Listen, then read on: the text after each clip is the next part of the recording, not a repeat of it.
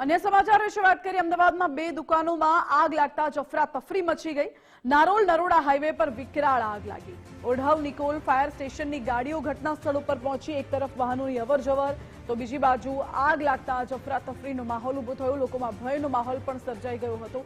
આગ એટલી વિકરાળ હતી કે ધુમાડાના ગોટે ગોટા દૂર દૂર સુધી જોવા મળ્યા હતા।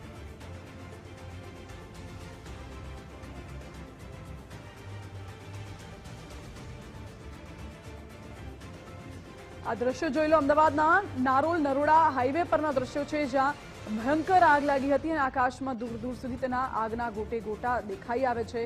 ઓઢવ નિકોલ ફાયર સ્ટેશનની ગાડીઓ ઘટના સ્થળે પહોંચી છે। જોકે આગ લાગવાનું કારણ હજુ સામે નથી આવ્યું, પરંતુ પહેલા તો આગને ઓલવવાના પ્રયાસ કરવામાં આવશે અને ત્યારબાદ આગ લાગવાનું કારણ જાણવા માટે તપાસ કરવામાં આવશે।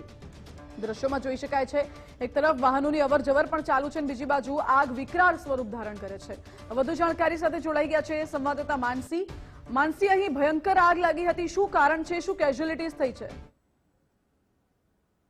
અમદાવાદના નારોલ નરોડા હાઈવે પરનો આ બનાવ છે, જે વિરાટનગર બ્રિજ પાસે આવેલા વ્રજેશ્વરી કોમ્પ્લેક્સની બે દુકાનોમાં આગ લાગી છે। જાહેર માર્ગ પર ખાસ કરીને દ્રશ્યોમાં પણ જોઈ શકાય છે કે કેવા ધુમાડા જોવા મળી રહ્યા છે। એટલે કે આ વિકરાળ આગ લાગતા અફરાતફરીનો જે માહોલ છે તે સર્જાયેલો જોવા મળ્યો હતો અને બનાવની જાણ થતાં જ ફાયર બ્રિગેડની 6 જેટલી જે ગાડીઓ છે તે ઘટના સ્થળ પર પહોંચી ગઈ છે અને આગને બુઝાવવાની જે કામગીરી છે તે શરૂ કરી છે। એક તરફ હાઈવે પર વાહનોની અવરજવર છે તો બીજી તરફ દુકાનોમાં આગને પગલે ધુમાડાના ગોટે ગોટા વર્યા છે। જે દુકાનોમાં આગ લાગી હતી તેની આસપાસમાં અન્ય દુકાનો પણ છે કે જેના કારણે તે દુકાનોમાં પણ આગ ફેલાવાની જે સંભાવનાઓ છે।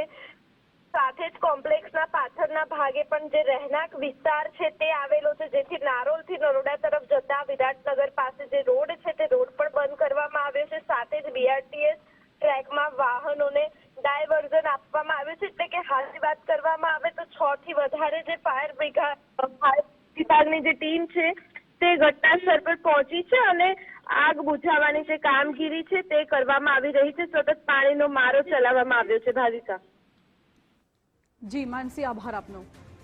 એટલે સતત પાણીનો મારો ચલાવીને આગને કાબૂમાં લેવાના પ્રયાસો કરવામાં આવી રહ્યા છે।